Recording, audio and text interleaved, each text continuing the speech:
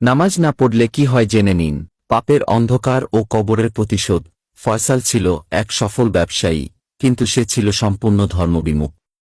নামাজ, রোজা, আল্লাহর ভয় এসব তাকে কখনোই ছুঁতে পারেনি। টাকা পয়সা, বড় বাড়ি, বিলাসবহুল গাড়ি এসবই ছিল তার জীবনের একমাত্র লক্ষ্য। তার মা বারবার বলতেন, বাবা, নামাজ পড়ো, মৃত্যুর পর কঠিন হিসাব দিতে হবে। কিন্তু ফয়সাল হেসে বলত, মা, আমি তো অনেক ভালো কাজ করি, গরিবদের সাহায্য করি, নামাজ না পড়লেও আল্লাহ নিশ্চয়ই আমাকে ক্ষমা করে দেবেন। হঠাৎ মৃত্যু ও কবরের প্রথম রাত। এক রাতে ফয়সাল এক গুরুত্বপূর্ণ ব্যবসায়িক মিটিং শেষে বাড়ি ফিরছিল। রাস্তার মোড়ে হঠাৎই তার গাড়ির নিয়ন্ত্রণ হারিয়ে একটি ট্রাকের সঙ্গে সংঘর্ষ হয়।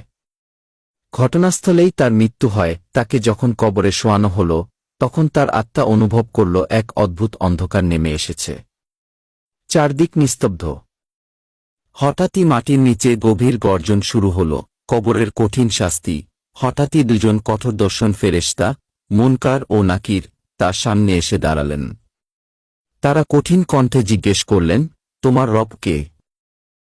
ফয়সালের কণ্ঠ কেঁপে উঠল। সে উত্তর দিতে চাইল, কিন্তু তার মুখ থেকে কোনো শব্দ বের হল না। এরপর ফেরেশতারা বললেন, তুমি কি নামাজ পড়তে? তার সারা শরীর কেঁপে উঠল। সে উত্তর দিতে পারল না। তখন ফেরেশতারা বললেন, তাহলে আজ তুমি জানবে নামাজ না পড়ার শাস্তি কি। কবরের ভয়ঙ্কর রূপ। আচমকা কবরের মাটি তাকে চেপে ধরল, যেন তার হাড়গুলো ভেঙে যাচ্ছে।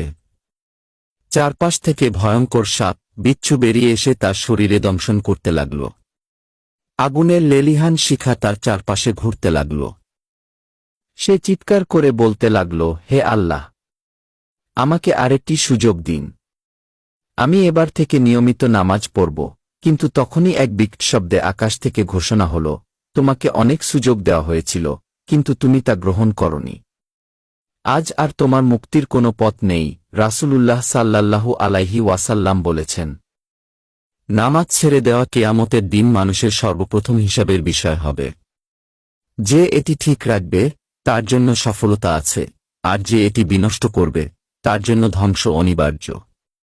তিরমিজি ৪১